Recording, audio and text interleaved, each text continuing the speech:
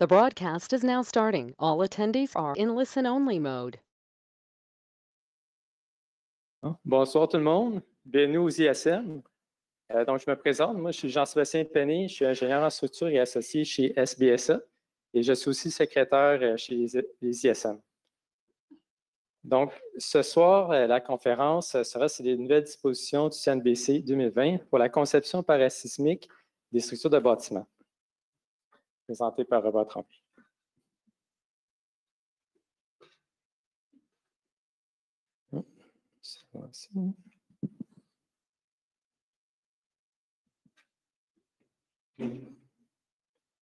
Donc, en premier, j'aimerais remercier nos parrains. C'est grâce à eux qu'on peut avoir ces conférences. Donc, vraiment, à tous les parrains, c'est vraiment remercié. Pour ceux qui sont en ligne, il va y avoir une période de questions. Donc, on va prendre des questions à la fin de la conférence. Pour procéder, il faut que vous activez votre micro, puis il va seulement s'activer lorsqu'on va l'activer à notre tour. Ensuite, vous levez la main, puis on va vous inviter en nommant votre identifiant et en activant le micro. Aussi, regardez votre chat, ça se peut qu'on communique avec vous. Donc, à la suite, on va envoyer une attestation le lendemain de la conférence avec le certificat. Pour ceux qui sont en présentiel, c'est en arrière dans la salle. Aussi, la prochaine conférence, donc, elle aura lieu le 17 avril. Elle portera sur l'évolution du génie des structures en 50 ans depuis la fondation des ISM à nos jours. Donc, c'est la conférence de clôture. Il va aussi avoir un cocktail et débouché à la fin de l'année, le 17 avril. Donc, ça sera avec René Tinaoui, aussi Lotfi Giussani. Donc, ce soir, notre conférence apporte sur les nouvelles dispositions du CNB 2020, notamment sur la caractérisation du site, la définition du spectre de conception, la définition de certaines irrégularités structurales, l'introduction de la catégorie sismique pour tenir compte de l'importance des sollicitations sismiques, des critères de performance à satisfaire pour certains bâtiments sous des séismes plus fréquents, mais de moindre amplitude, et le nouveau système SFRS. Donc, Robert Tremblay est professeur titulaire en génie des structures à la Polytechnique Montréal depuis juin 1993. Il avait probablement obtenu son diplôme de baccalauréat en génie civil de l'Université Laval en 1978, suivi d'un diplôme de maîtrise en structure de la même université en 1988. De 1979 à 1988, il a travaillé pour Onco, un fabricant de bâtiments préfabriqués en acier de la région de Québec. De 1989 en 1993, il a complété ses études de doctorat à l'Université de la Colombie-Britannique sur la conception parasismique des contrevêtements en acier. M. Tremblay a été nommé Fellow de la Société canadienne de génie civil en 2004 et Fellow de l'Académie canadienne de génie en 2012. Aux États-Unis, il a reçu de ISC un Special Achievement Award en 2009 pour sa contribution à l'amélioration des règles de conception sismique pour les contrevêtements en acier, de même qu'un Lifetime Achievement Award en 2022 pour sa contribution exceptionnelle à l'avancement des connaissances sur la conception parasismique des structures en acier. Plusieurs publications auxquelles il a participé se sont aussi méritées des prix, dont le prix Pratley de la SCGC en 1997 pour un article publié dans la Revue canadienne de génie civil sur le commandement des ponts en acier durant le séisme de Kobe au Japon, la médaille Sir Casimir Rossi de la SCGC pour 2 articles aussi publiés dans la Revue canadienne de génie civil, un article en 2003 dans lequel on a décrit des nouveaux facteurs de modification des forces sismiques adoptés dans le CNBC 2005, et un article en 2006 portant sur un mécanisme pour redistribuer des déformations sismiques inélastiques sur la hauteur des contrevêtements concentriques utilisés dans les bâtiments multi-étages. Donc, M. Tremblay, je vous donne la parole. Merci. Je vais prendre le micro, on peut le laisser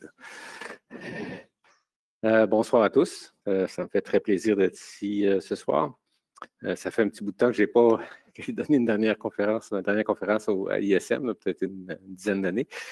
Alors donc, ce soir, ça porte sur le CNB 2020, les modifications par rapport à 2015. Un petit instant que je me retrouve dans le bouton ici. Ça ne fonctionne pas. OK. Désolé pour la longue introduction. Ils m'ont demandé ça, j'ai écrit. OK, donc d'abord vous dire que le document est disponible, c'est gratuit maintenant, le CNB, vous le savez.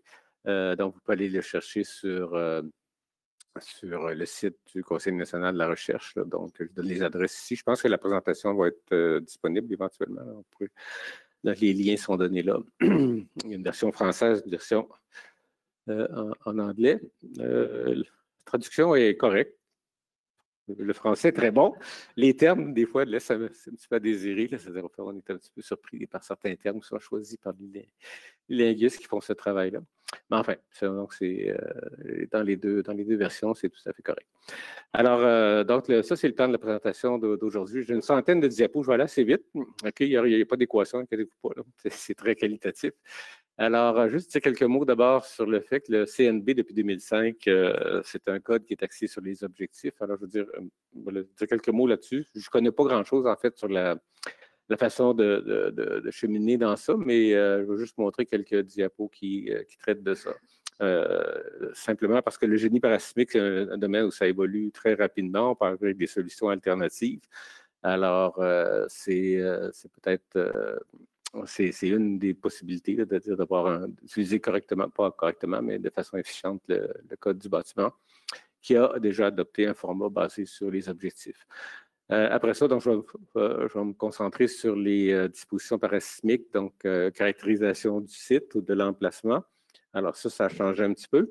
Les données sismiques, spectre de conception, ça aussi, ça a changé. Donc, l'équipe de sismologues qui travaille sur le comité ont développé un nouveau modèle probabiliste pour le Canada. Donc, il y a eu des modifications importantes à ce niveau-là. Et la façon aussi dont les données sont générées, ça aussi, ça a changé de façon significative. Les catégories sismiques, alors ça, c'est un nouveau paramètre pour simplifier un petit peu la présentation, la lecture du code, puis ça s'est transcrit aussi dans les normes CSA. Là. Alors, vous vous souvenez sans doute de la formule qu'on avait avant. On disait si IE, FA, SA est plus petit que Nélignan. Alors ça a disparu. On détermine au départ dans quelle catégorie on est, puis après ça, on fait appel à ces catégories-là pour la conception. Donc, c'est pas mal plus simple d'utilisation. Quelques mots sur 2-3 nouveaux systèmes de résistance aux forces sismiques qui ont été adoptés en 2020. Quelques mots sur les irrégularités. Il n'y a presque pas de changement. Mais il y a des petites modifications que je vais souligner. Puis, une nouveauté dans le code, ça c'est tout à fait nouveau, c'est la vérification de la performance sous des séismes plus fréquents et de moindre amplitude. Donc, pour certaines structures, on demande de faire une vérification, de vérifier que le comportement de la structure demeure élastique sous des séismes de plus petite amplitude, de telle sorte que la structure ne soit pas endommagée et soit pleinement performante lorsque surviendra le séisme de conception. À la fin, je vais terminer très rapidement, ça va être très qualitatif, des aspects qu'on va examiner pour le code 2025. En fait, on achève, on travaille sur le code 2025 présentement. Là. Et ça doit être terminé d'ici 6 mois, je pense, ou à peu près. C'est très rapide maintenant, la façon dont on doit procéder. Et puis, peut-être un petit mot aussi sur une ou deux autres dispositions du CNB 2020 là, qui peuvent être pertinentes pour la conception des structures. Excusez-moi, on va prendre ça ici. Alors, donc, si on commence avec ça ici. Encore une fois, je ne suis pas un expert dans cette partie-là du code. Là. Juste mentionner que depuis 2005, donc, le format du code a été complètement changé. C'est pour ça qu'il y a eu un trou. Là. Il y a eu un code en 1995. En 2000, il n'a pas été publié parce que ce travail-là n'était pas terminé. Donc, c'est seulement en 2005 qui a été publié avec cette nouvel arrangement. Et donc, le code maintenant permet d'avoir des solutions alternatives ou des solutions de rechange dans la tradition française. Alors, dans la division, ça se divise en 3 parties. Là. Dans la division A, ici, première partie, alors ça explique un peu, c'est ça que je vais vous montrer dans les prochaines diapos, j'ai juste fait du copier-coller. Comment ça fonctionne, comment on peut naviguer là-dedans. Et la division B, c'est celle qu'on utilise dans le quotidien. Donc, ça, c'est les solutions qui sont dites acceptables. OK, donc la section 4, par exemple, chapitre 4, c'est dans la division B. Et la division C, c'est là qu'on peut retrouver les dispositions administratives. Donc, comment, si tu veux bénéficier de cette possibilité-là, d'utiliser le code dans un contexte de répondre à des objectifs, mais pas en utilisant nécessairement des solutions acceptables. Alors, comment ça fonctionne? Pardon. Okay. Alors, donc, dans la division A, c'est là qu'on donne les objectifs du code, l'objectif principalement de sécurité des occupants des bâtiments. Okay. Puis, il y a des énoncés fonctionnels qui sont en partie la solution. C'est-à-dire, on dit qu'il faut assurer la sécurité des gens pendant un incendie. L'énoncé fonctionnel, ça va être, il faut protéger la structure contre la dégradation lors d'un incendie, pas qu'il y ait d'effondrement. Et ainsi de suite. Même chose pour les charges. On va dire que la structure doit être en mesure de résister aux charges. Et l'énoncé fonctionnel qui va avec ça, faut faire les calculs correctement pour s'assurer que ça va fonctionner. OK, donc on va regarder ça rapidement. Encore une fois, je ne suis pas un spécialiste du tout, je vais juste le mentionner si vous, parce qu'il peut arriver à l'occasion que vous vouliez essayer une solution innovatrice pour la conception sismique. Alors, il va falloir passer à travers ce cheminement-là. OK. Donc, ici, on répète qu'il y a une définition un peu plus large. Division A, ce qu'on y retrouve. Division B, les solutions acceptables. Okay.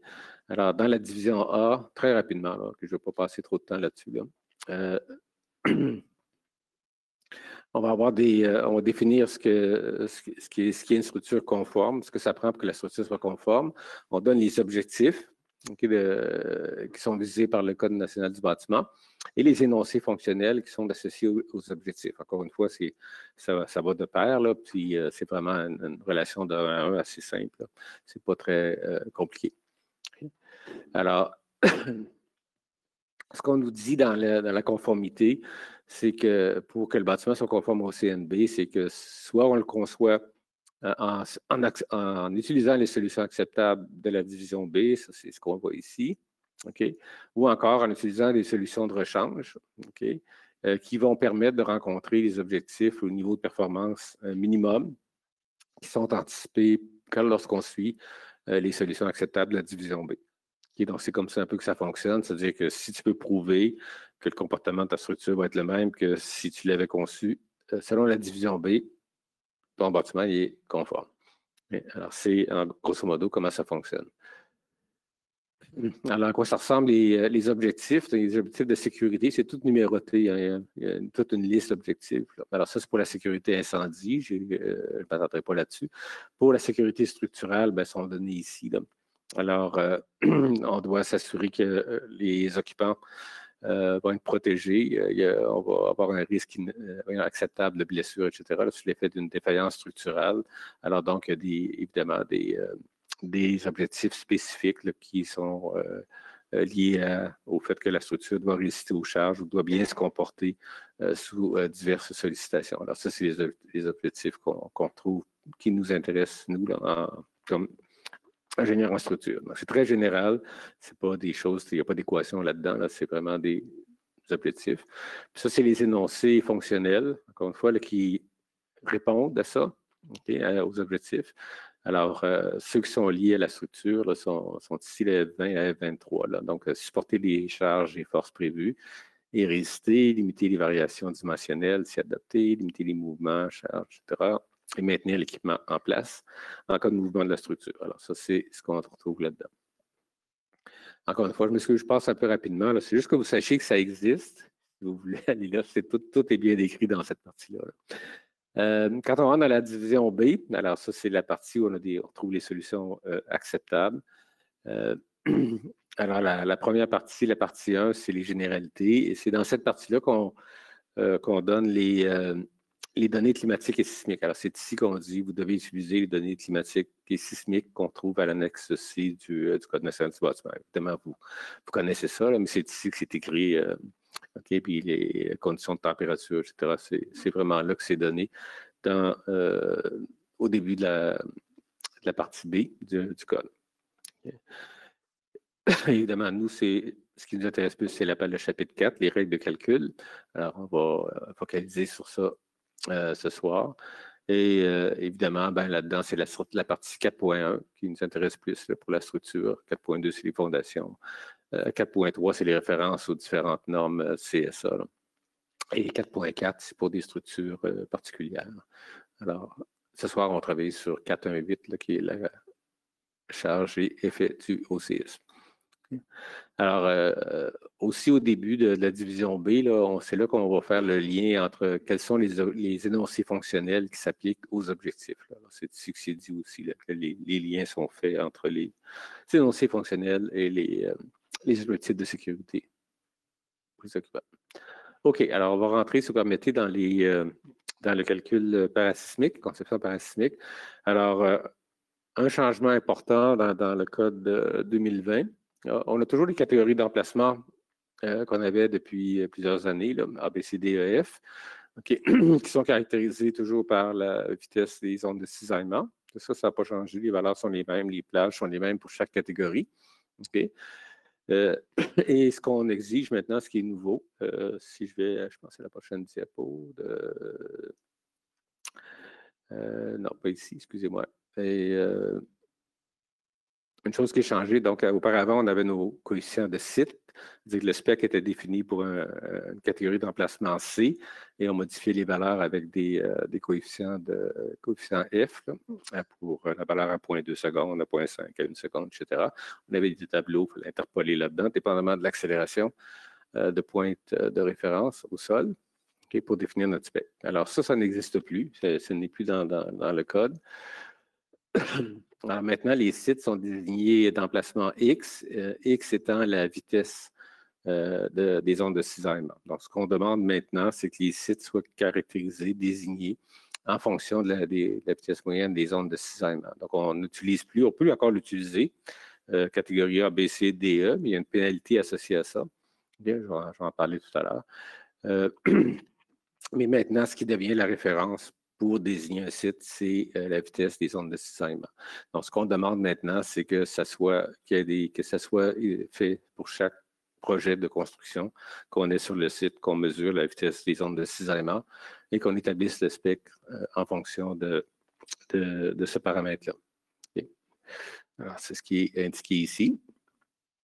Dans certains cas, c'est encore permis d'utiliser ce qu'on avait avant, c'est-à-dire l'indice de pénétration standard, la résistance de l'argile au cisaillement, des choses comme ça, pour désigner une catégorie d'emplacement. Mais quand on travaille avec une catégorie d'emplacement A, B, C, D, E, on va le voir tantôt, il y a une pénalité associée à ça. Est-ce qu'on va prendre les valeurs maximum pour chaque catégorie pour faire la conception et non plus les valeurs moyennes, comme c'était le cas dans le passé? Alors, je reviens donc à ce tableau-là. Donc, c'est toujours permis d'utiliser ces paramètres-là ici pour désigner un emplacement. Si on veut utiliser les catégories d'emplacement, mais dans le code maintenant, tout le code a été réécrit en utilisant la vitesse de cisaillement. Okay.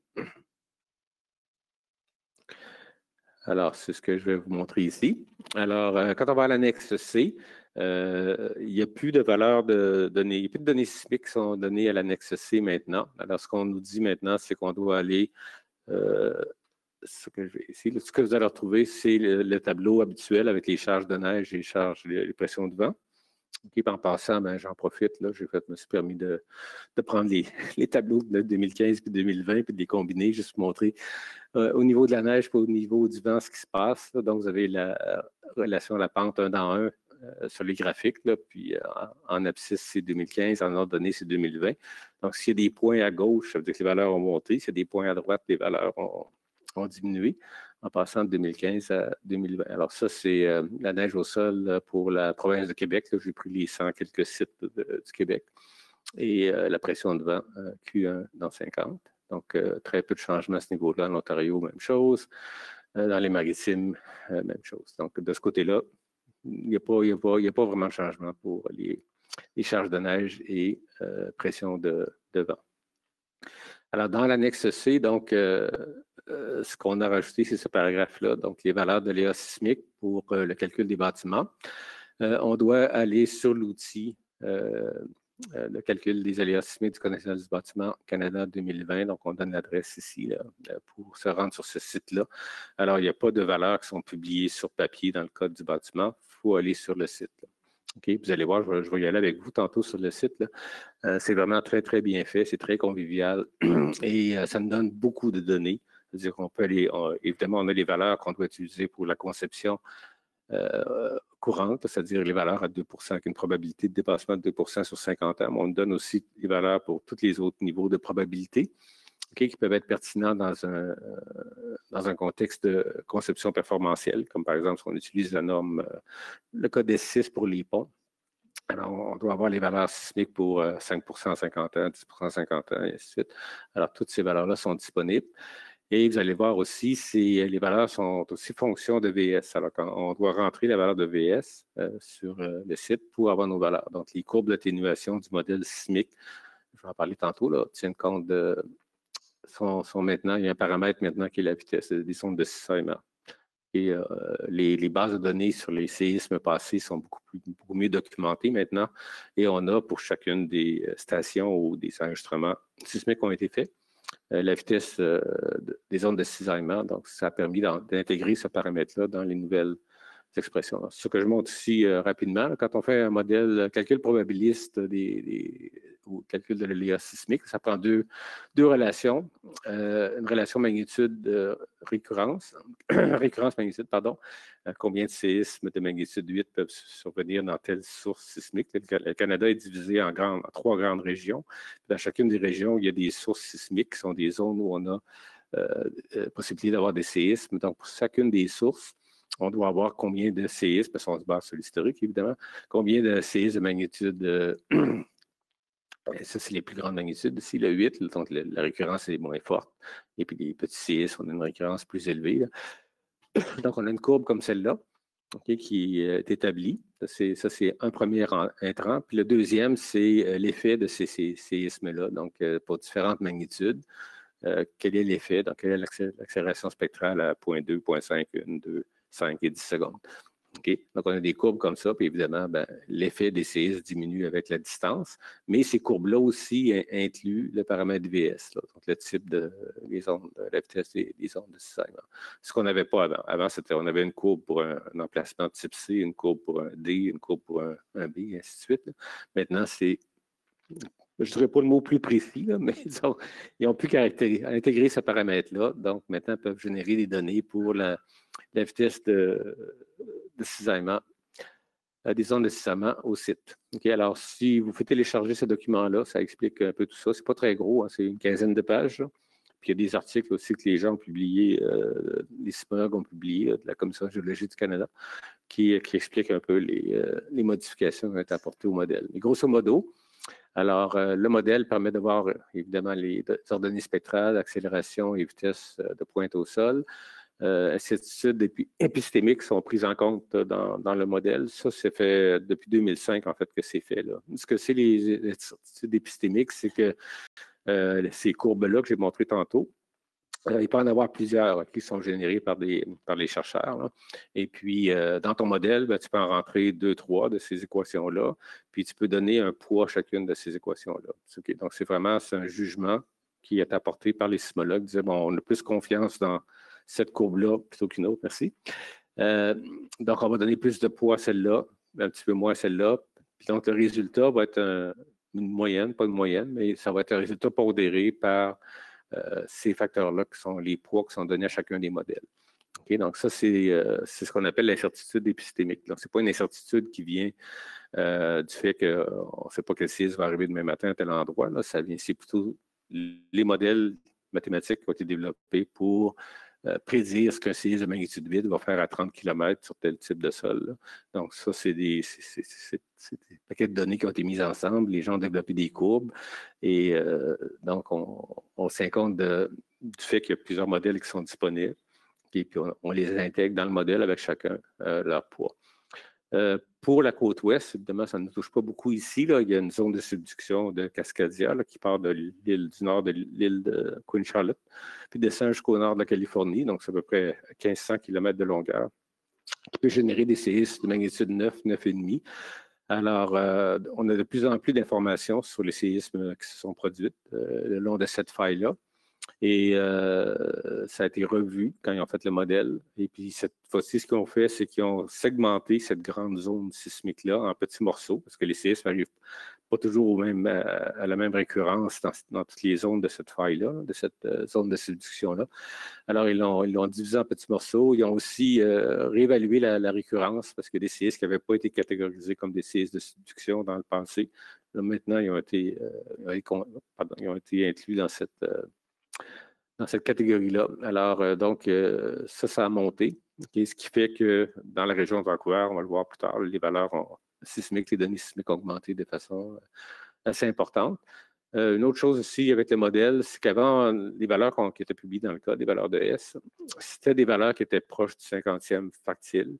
Okay, maintenant, avec la façon dont le modèle est bâti, c'est des valeurs qui sont un petit peu plus élevées que le 50e fractile, entre le 60 et 80. Donc, ces valeurs qui sont plus hautes, on va le voir aussi, là, ça a monté à la grandeur du Canada, les valeurs sismiques.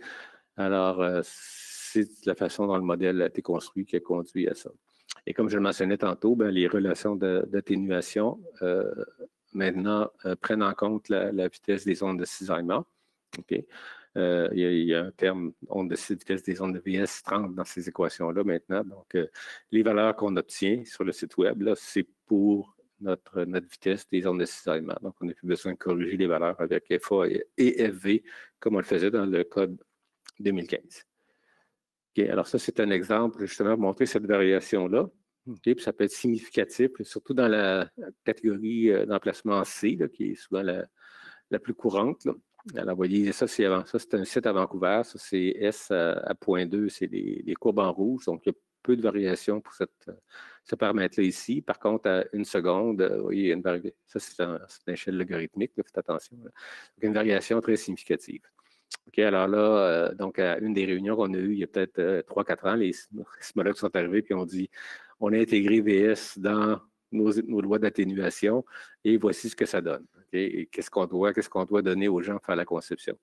Alors, c'est là qu'on a dit si vous avez des équations, vous y croyez, on va utiliser les valeurs qui tiennent compte de ce paramètre-là, VS30. Alors, c'est ce qu'ils ont fait ici. C'est juste quelques points, évidemment. Là.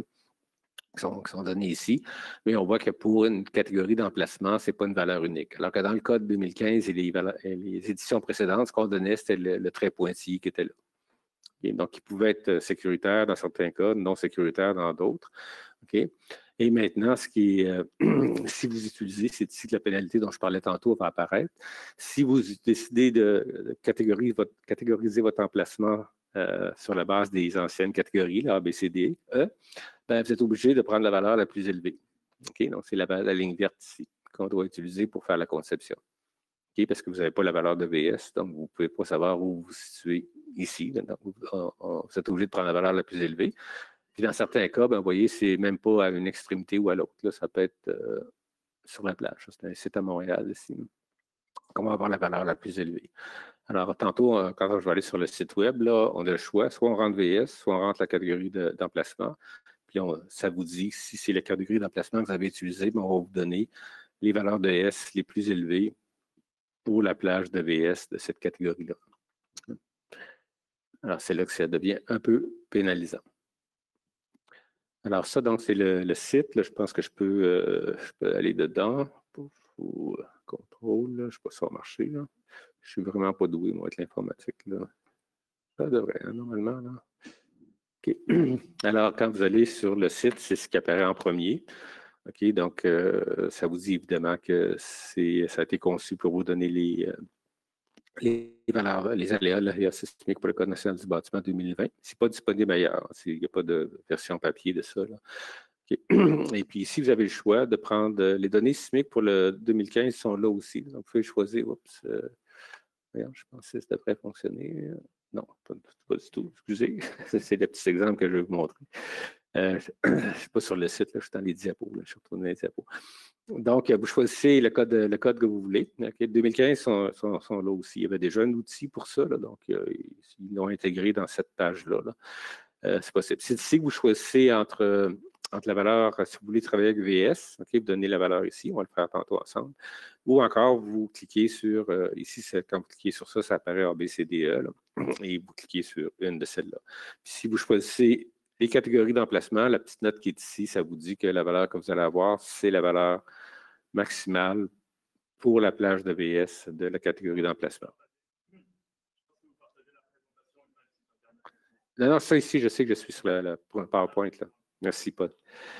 OK, donc, ce que je vais faire, si vous permettez, je vais juste continuer. J'ai 3-4 diapos qui montrent un peu ce qu'on peut avoir du site. Là. Donc, donc, évidemment, pour rentrer pour aller chercher vos valeurs, ça vous prend vos coordonnées. OK, donc, on rentre coordonnées en latitude, longitude, excusez-moi, pardon. Et vous pouvez rentrer aussi l'adresse postale, l'adresse civique là, de votre emplacement. Donc, si j'ai pris un exemple, j'ai trouvé un terrain vague ici. Là. Je ne pouvais pas faire un exemple où il y avait déjà quelqu'un construit. Là. Alors, j'ai pris un site où il n'y avait personne. Et je suis allé chercher les valeurs. Okay, puis j'ai supposé qu'il y avait un VS de 3,60 ici. C'est juste au sud de Annecy. Donc, un sol entre C et D, là, à la limite des deux. Là. Et puis, donc, vous rentrez, là, ici, j'ai choisi la vitesse. J'ai fait semblant de la connaître, 3,60. OK, vous rentrez vos coordonnées. Il va apparaître une petite carte. Donc, vous pouvez vérifier que vous êtes au bon endroit. Okay. Quand vous faites ça. Il n'y a pas d'erreur de ce côté-là. Et ensuite, on va le faire ensemble. Là, vous posez le bouton, je voudrais avoir mes données sismiques. C'est juste en dessous de la carte, là, ça apparaît. Donc, on va le faire ensemble tantôt. Et puis, vous pouvez vous limiter seulement aux valeurs qui sont requises pour la conception. Okay, ça ici, donc vous allez avoir les valeurs de S à 0.2, 0.5, 1, 2, 5 et 10 secondes, et les valeurs de PGA et PGV. Okay, puis vous voyez comment c'est fait. Là, ici, comment on indique ça maintenant, la vitesse des ondes de cisaillement. C'est avec un grand X. Je ne comprends pas tellement cette nomenclature. En tout cas, les simulateurs qui sont arrivés avec ça un jour, là, on va mettre un grand X puis on va mettre un indice de la vitesse. Là. Donc, X360, ça veut dire que c'est une valeur qui a été calculée pour une vitesse des ondes de cisaillement 360 mètres par seconde. Évidemment, toutes les valeurs ici ont été calculées pour cette vitesse-là ici. Okay, donc, vos données sont ici. OK. Vous pouvez demander, comme je mentionnais tantôt, ça c'est pour le Code national du bâtiment, donc c'est 2% en 50 ans qui sort à ce moment-là, c'est ce qu'on voit ici. Là. Mais par contre, si vous voulez faire à toute fin de la présentation, je vais revenir là-dessus, on doit vérifier le comportement de la structure pour des séismes de plus faible amplitude. Là. Alors, c'est ici qu'on va venir chercher nos valeurs pour une probabilité de dépassement de 5% et 10%, là, donc les valeurs sont données là. Vous pouvez aller chercher ces valeurs-là. Alors ça, vous cliquez sur valeurs additionnelles et ça vous donne cette information-là. Encore une fois, si vous travaillez sur des projets de ponts, le code des ponts maintenant réfère aussi à ce site web-là aussi pour aller chercher les valeurs pour différentes périodes de retour. Okay? Et donc, vous avez toutes vos valeurs ici, puis à toutes les fois, vous pouvez toujours les sauver dans un chiffrier. Vous faites juste cliquer sur le bouton « Sauver dans un chiffrier », puis ces valeurs-là vont vous être téléchargées. Et vous pouvez avoir un graphique de votre spectre ici. Ici, toutes les valeurs sont là derrière là, pour toutes les probabilités. Donc, vous cliquez sur les probabilités que vous voulez. Vous pouvez avoir 3 spectres ici là, pour 2%, 5% et 10%, probablement, c'est ça que j'ai pris. Ouais. OK, puis vous pouvez l'avoir en log-log aussi. Okay, je vais revenir là-dessus tantôt. Le log-log, c'est tout simplement parce que nos sismologues nous disent que la distribution, en fait, des valeurs spectrales en fonction de la période, c'est davantage la vraie représentation, c'est en log-log. Tous les calculs sont faits en log-log. Alors, quand on veut interpoler entre des valeurs, donc j'ai une période, ça c'est pour 0.5 secondes, ça c'est 1 seconde. Si je veux avoir une valeur ici entre les deux, ben, je suis mieux d'interpoler sur un graphique log-log et sur le site, on peut aller chercher la valeur à la période souhaitée. Alors ça, c'est justement la partie qui, dans le code du bâtiment, comment traiter, la personne nous dit qu'on prend toutes ces valeurs-là avec le site, le X, le grand X, avec la vitesse des ondes de cisaillement, et on nous dit qu'on peut interpoler par l'interpolation bilogarithmique, qui est préférable, ou bilinéaire. Okay, donc, mais bilinéaire, ça donne des valeurs qui sont trop élevées, parce qu'on trace des lignes droites sur ce graphique-là, puis en réalité, ce n'est pas des lignes droites, c'est des courbes ici. Là. Quand on prend les résultats sur ça ici, puis on les met sur un graphe linéaire, là, ça fait des courbes ici. Donc ça, c'est sécuritaire de travailler avec ce qu'on avait dans le code auparavant, qui était une interpolation linéaire avec les valeurs. Ici, on donne la petite formule, puis le faire en log, c'est bien simple. On travaille avec des valeurs logarithmiques, mais c'est une interpolation linéaire, sauf qu'elle est linéaire sur des valeurs logarithmiques, tout simplement. Là. avec des logarithmes dans la base 10. Si je donne un petit exemple, mais je vais le terminer. Ça, c'est l'exemple que je vais vous montrer sur le site web dans un instant. Là. Alors, ça, c'est les valeurs que j'ai obtenues du site pour 2% en 50 ans. Et ce que ça montre ici, c'est évidemment on a les valeurs pour 0.2, 0.5, 1, 2, 5, 10.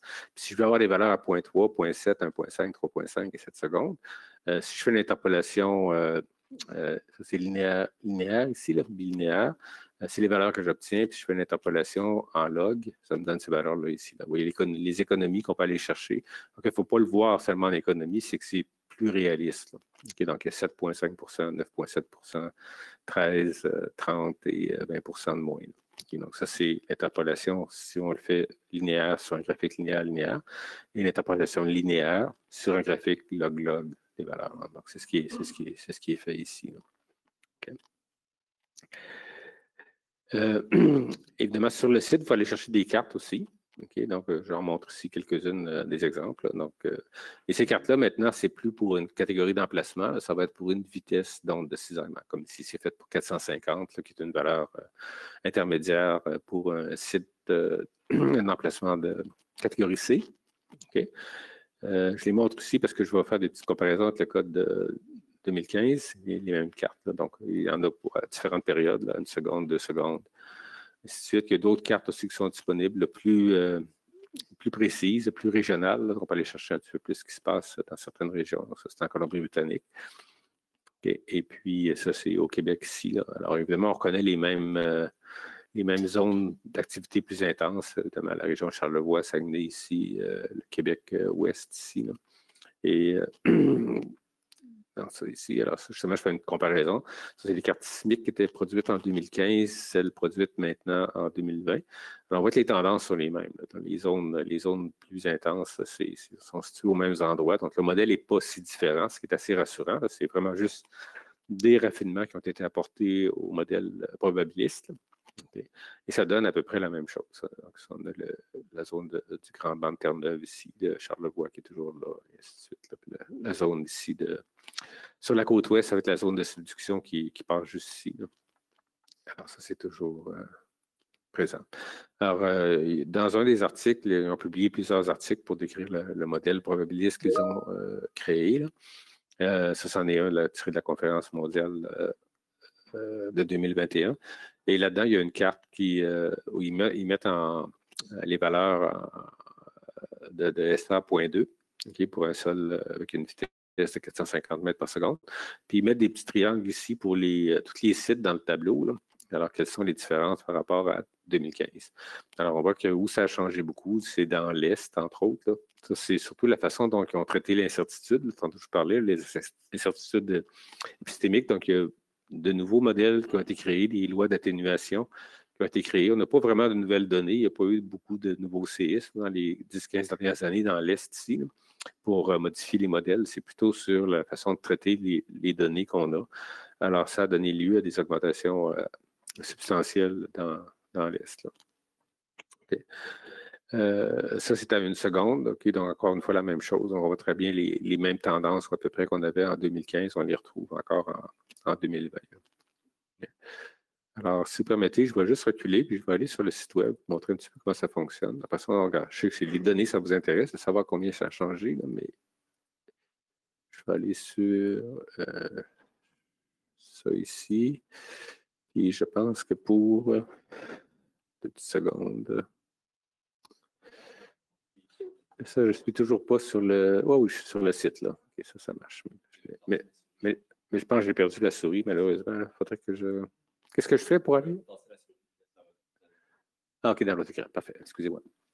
OK, donc, comme je disais tantôt, vous pouvez, quand vous cliquez sur ça ici, donc vous pouvez choisir le code du bâtiment, la version que vous voulez. Là, c'est 2020. Je ne sais pas si cette adresse-là. OK, donc chez nous, ça ne donnait pas ça. Il y avait le 2015 qui était là. Et donc, vous pouvez donc choisir, soit vous rentrez une vitesse que vous rentrez ici, okay, ou soit vous cliquez sur ça ici, puis ce qui apparaît en bas, c'est les 5 catégories. Là. Okay. Alors, si vous permettez, on va y aller avec la vitesse de 450. Là, ben là c'est 360, j'ai mis dans les diapos. Je vais prendre la même chose que dans les diapos. Là. Donc, vous pouvez rentrer votre votre vitesse ici, 360. OK. Puis ensuite, vous descendez en bas ici. Puis là, c'est ici que vous avez le choix entre soit vous rentrez l'adresse civique.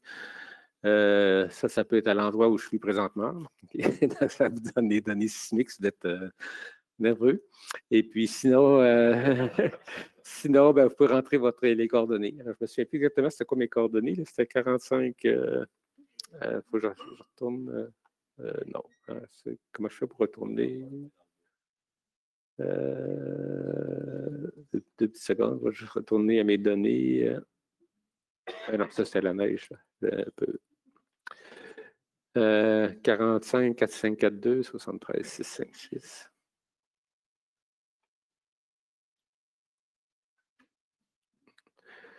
OK, donc 45.642. Yep, c'est parti. Ben, ça va bien, ça. Oh là là, on recommence au début, c'est pas bien. Hein? Je vais retourner sur Google ici. Là. Ouais, je ne suis pas dans le... Désolé pour ce contretemps. Encore une fois, c'est pas ma force. Ouais, c'est quoi déjà le chiffre, là, c'est qu'on est bonnes notes? 542? Là là. 45.542. Bon, mais je pense que là, le 0 est collé là, puis... Ah, c'est franchement, excuse. Désolé. Pardon? Non, mais c'est parce que là, non, il y a le 0 qui est collé là, je ne sais pas pourquoi, là. Désolé.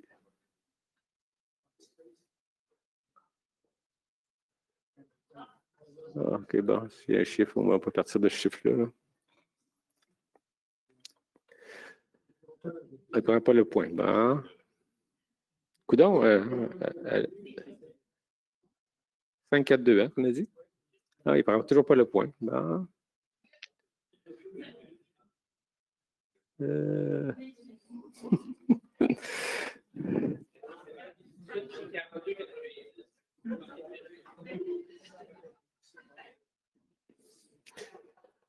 Hey, franchement.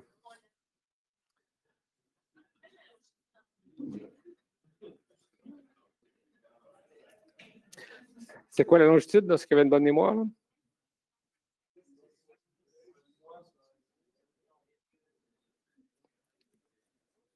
C'était 65, moins 65. Ah, là, franchement, là.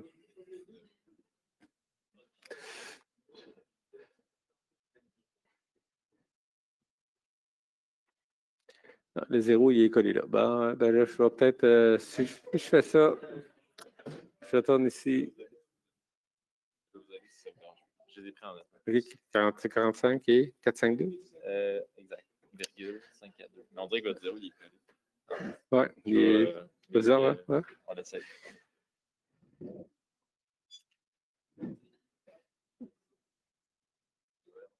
Non, et... Ah, ouais, c'est beau. C'est 60. Il faut mettre un moins en avant parce que, attends, excuse, c'est un moins. Il faut commencer avec un moins.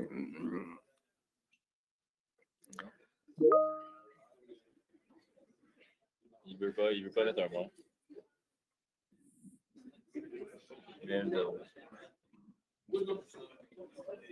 Il faut mettre un moins parce que ça va être en Europe. Là.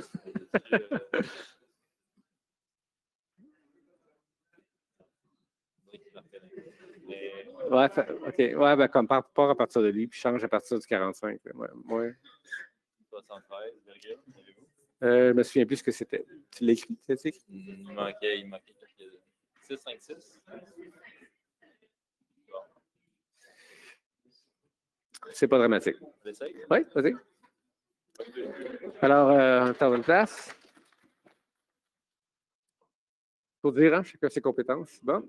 OK, donc le site qui est là, effectivement, c'est un terrain vague. Une fois que vous avez validé votre site, c'est correct, ben, là, vous cliquez sur obtenir les valeurs. En fait, les valeurs ont déjà été calculées. Le calcul probabiliste ne se fait pas là, ça prendrait 3 jours à avoir votre réponse. Là. Donc, les autres, ils ont calculé pour je ne sais pas, d'après 2 millions de points au Canada, là, puis tout ce qu'ils font, ils interpolent entre ces points-là, les valeurs qui sont déjà calculées. Ouais. Donc, on arrive à cette, ça c'est la page suivante. Donc, ça nous dit que c'est le code 2020, la vitesse des ordres de cisaillement, nos deux coordonnées qu'on a réussi à rentrer, dépendant des misères, puis les valeurs qui sont ici. OK? Et puis, dans le code aussi, on a, pour certaines exigences, là, on a une V minimum à 4 secondes. Là. Donc, on vous donne ici la valeur de S à 4 secondes. Puis c'est en utilisant l'interpolation bi-logarithmique. Donc, entre 2 et 5 secondes, là, donc la valeur est donnée ici là, pour appliquer cette règle-là.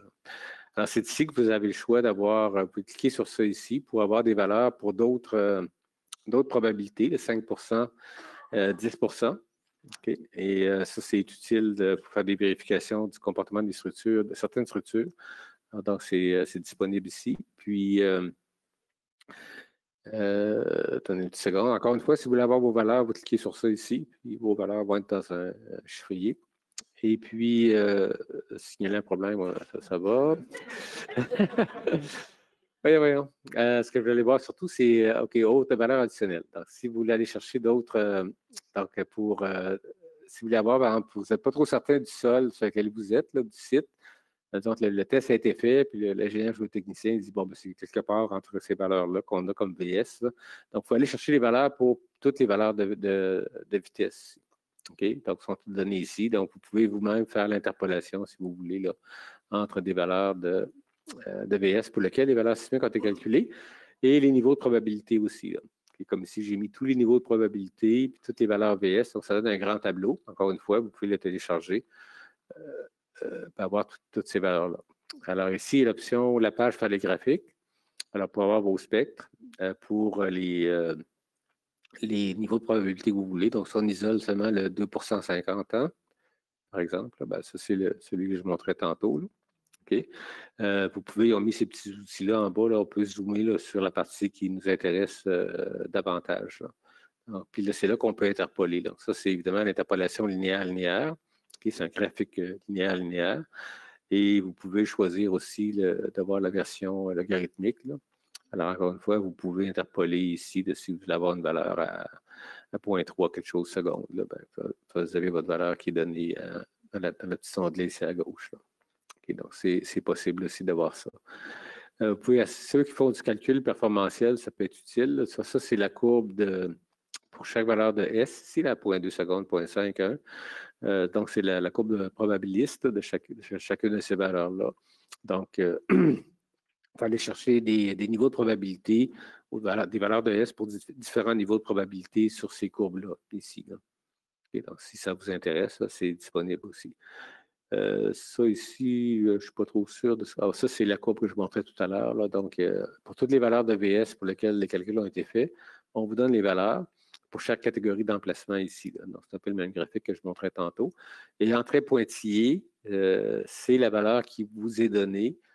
Si je recommençais au début, là, donc je pense que si je retourne ici, là, au début, okay, donc si j'avais choisi une catégorie C, par exemple, à la place, là, puis là, je ne rentrerai pas les coordonnées. Là, ça va être ça va être un petit peu malheureux. Ben, je pense que si je fais ça, oui, là, non, oublie ça. Là. Non, ça ne marchera pas. En tout cas, peu importe. Je pense que vous avez compris le principe. Là. Donc, si je peux rentrer les coordonnées, vous auriez d'autres valeurs ici qui auraient été données. Ben, là, évidemment, il n'y a pas d'adresse. Il n'est pas capable de rien faire. On ne peut pas avoir les valeurs de tantôt, hein, les dernières. Non.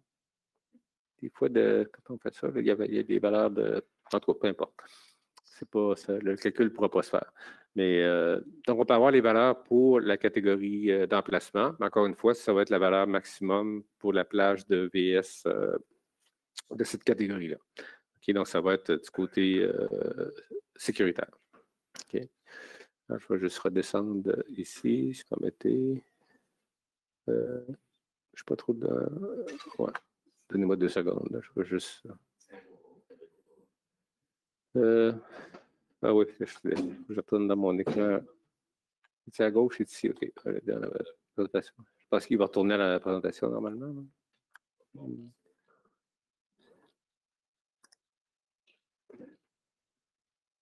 OK? Donc, toujours est-il que c'est vraiment très bien fait. Vraiment, vraiment, là.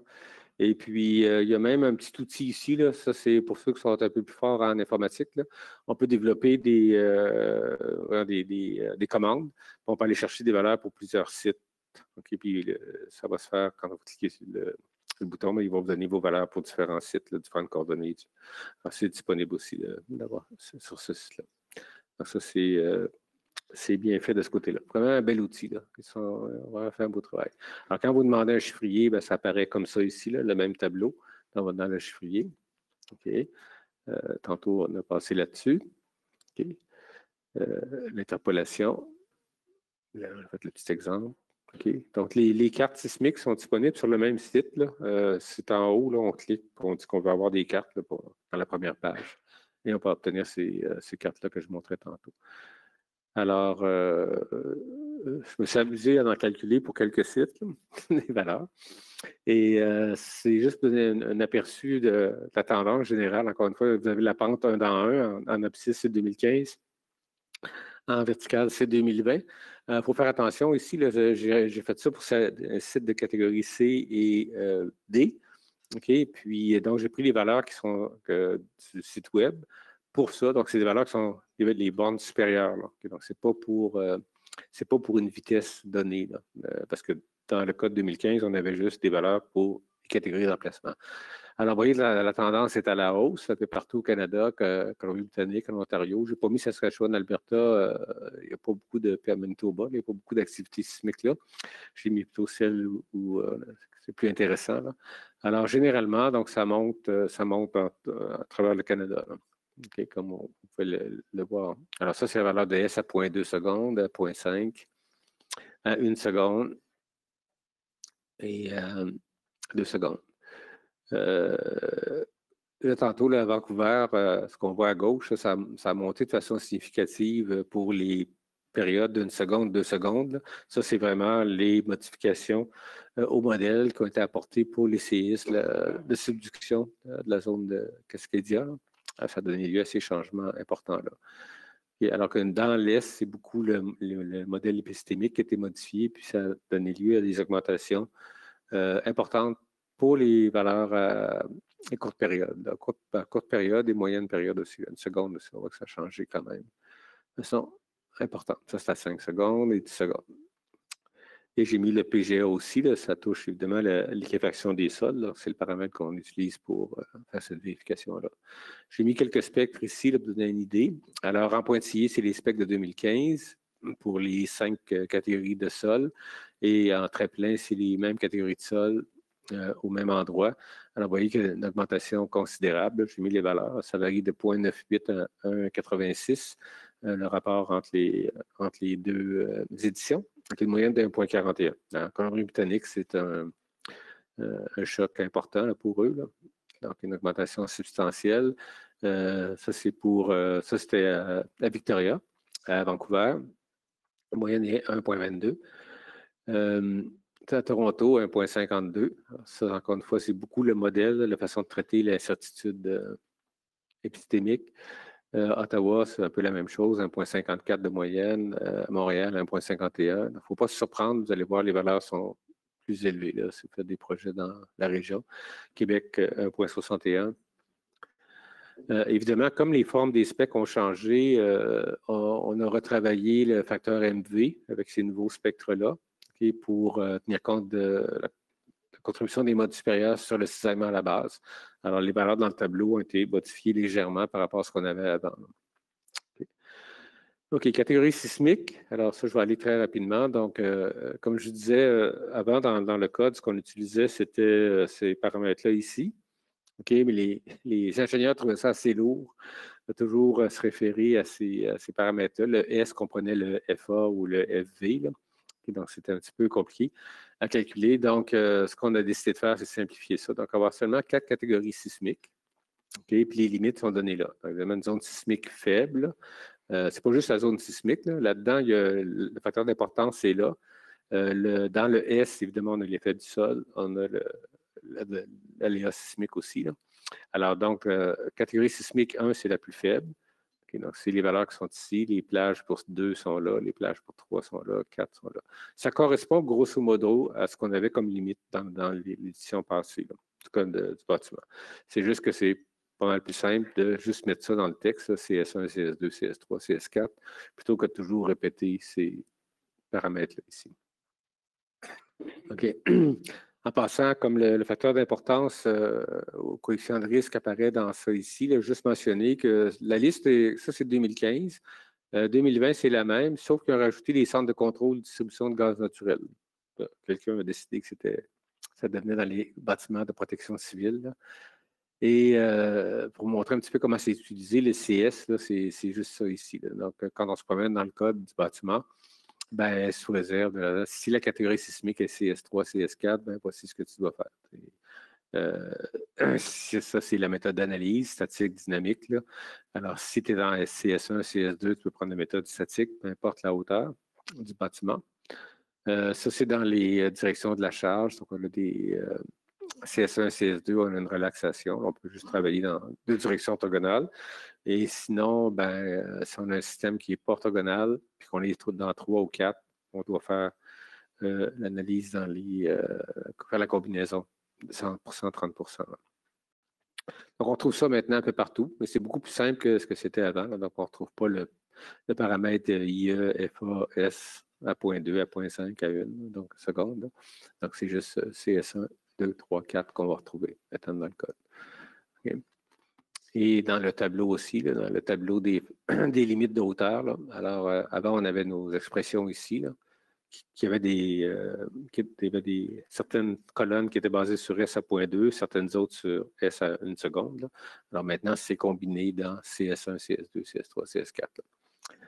Okay. Et dans les normes CSA, ben, je vous l'ai dit tantôt, c'est aussi ce qu'on utilise. Alors, ça, c'est un exemple des exemples tirés du chapitre 27 de la norme S16.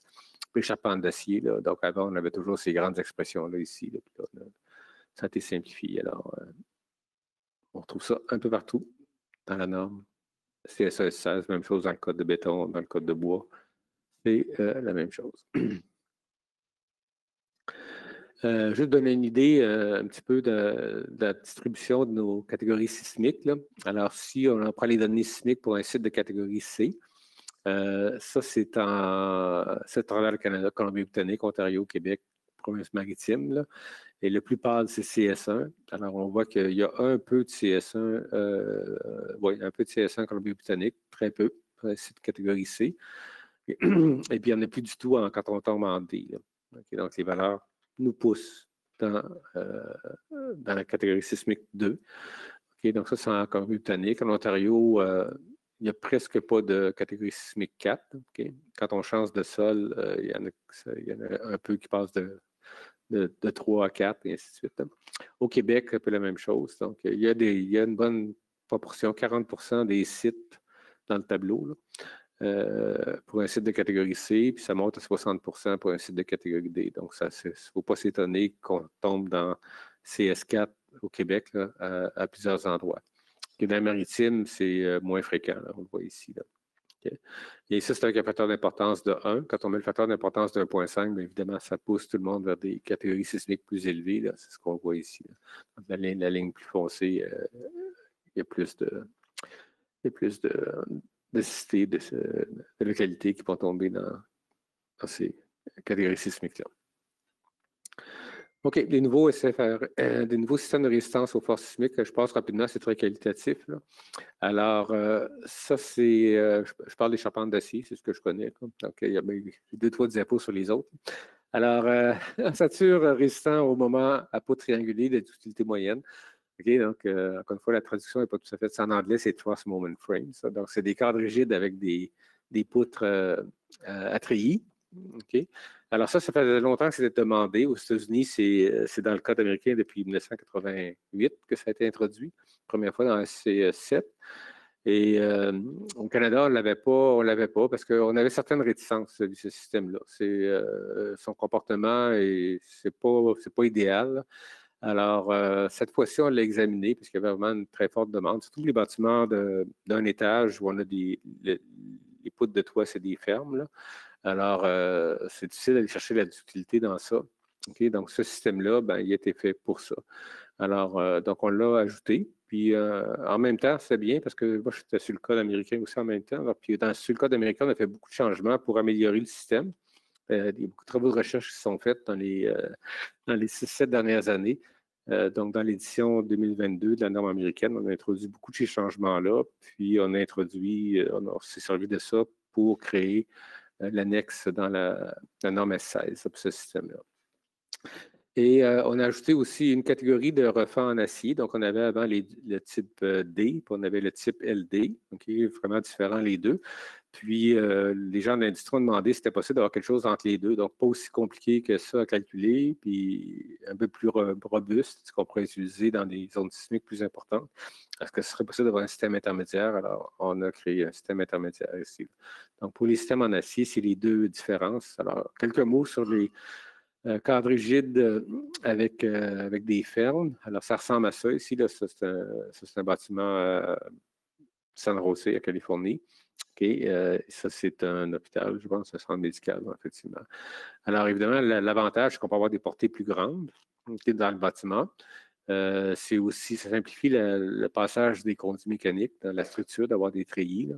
Donc, c'est un autre avantage aussi important de ce système-là. Alors, c'est un système qui est un peu intermédiaire entre les cadres en rigide. Évidemment, ce qu'on veut faire, cette construction-là, c'est qu'on a un assemblage rigide au bout des fermes, entre les colonnes et les fermes. Mais sauf qu'on ne peut pas développer d'utilité comme ça ici en rotation. Il n'y a pas de rotation plastique qui peut se développer. C'est des membrures qui travaillent, qui résistent à des efforts axiaux. Donc, ça c'est pas le même comportement. Mais de façon globale, c'est quand même la même chose. C'est un cadre en rigide qu'on a. Et c'est intermédiaire, donc, entre ça et ça ici. Ça, c'est un contreventement excentrique que vous connaissez tous. Là. Donc, le système Truss Moment Frame, c'est un peu entre les deux. C'est qu'on vient créer au milieu du treillis, une zone, un segment ductile, où on va avoir des rotations plastiques dans les cordes. Donc, ça, c'est le type Virendel qui est préférable, parce que ça a un comportement relativement stable. On vient plier nos cordes. Et donc, ça fonctionne bien. Puis, le système, au départ, ça avait été développé en ayant des membrures diagonales dans le centre aussi. Là.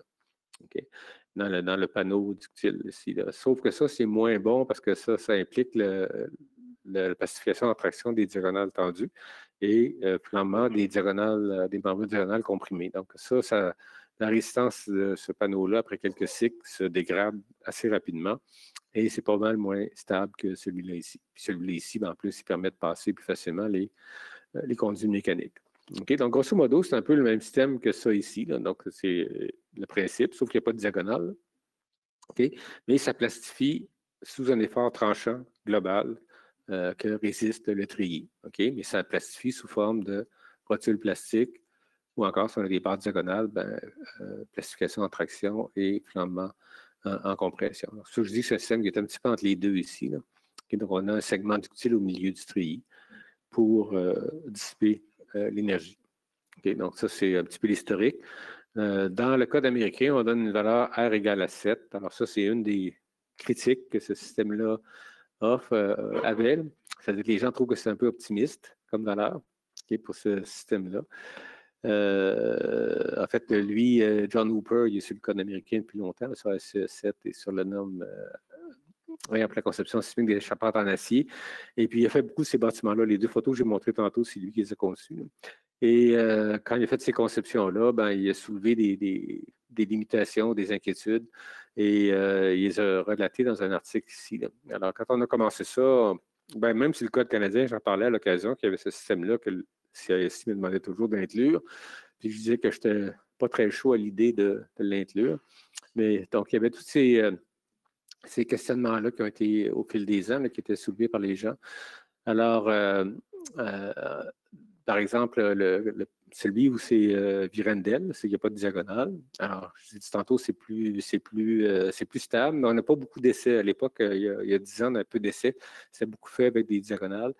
Donc, il n'y avait pas beaucoup d'essais sur ça. Puis, c'était fait pour seulement une plage de longueur de segment ductile, le rapport de longueur du segment ductile sur la longueur de la portée du treillis. Et c'était fait seulement avec des cornéaires dos à dos, alors qu'en réalité, quand tu veux prendre ce système-là avec un Virendel, tu n'as pas tellement le choix. Là, ça te prend des profilés en C là, pour passer les moments qui sont quand même assez significatifs dans ce segment-là. Puis ça, il n'y avait pas d'essai ou à peu près sur des treillis avec des C dos à dos. Okay. Dans le code américain, où ça permettait de réduire la longueur du segment d'utile à 0,1.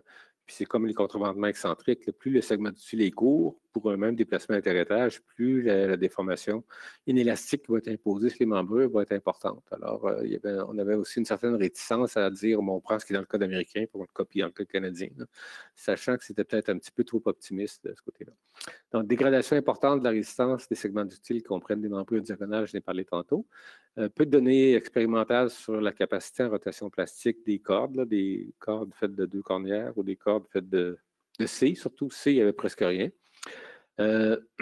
Aussi l'influence, parce qu'évidemment, c'est une ferme, là, donc les membrures, les cordes supérieures et inférieures sont soumises à de la traction, de la compression pour la corde supérieure.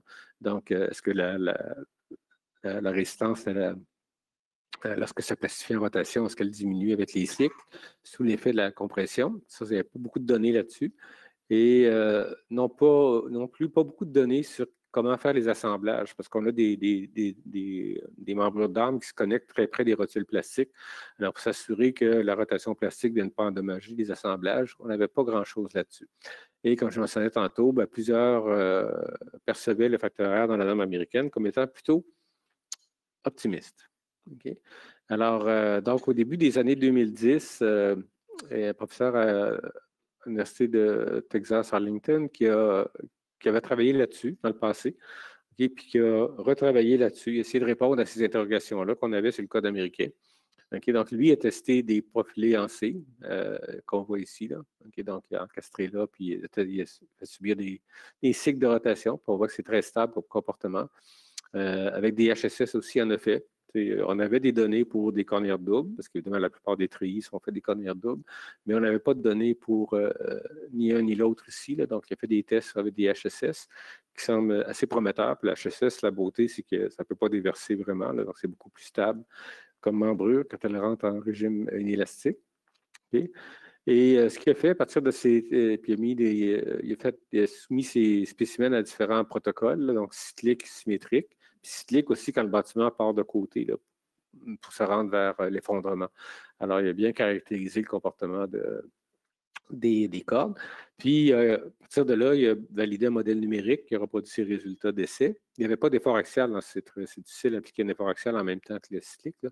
Alors, il a tout fait l'effet de l'effort axial de compression en numérique avec des modèles par élément fini.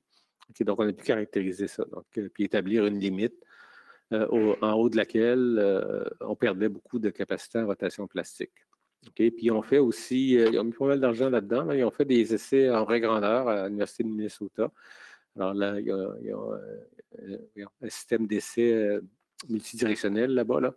Donc, il y avait un treillis complet. Là. Donc, ça, c'était un Virendel avec 2C, Virendel avec 2C aussi, et un Virendel avec des HSS. Tout ça, c'est à 3% de déplacement interétage.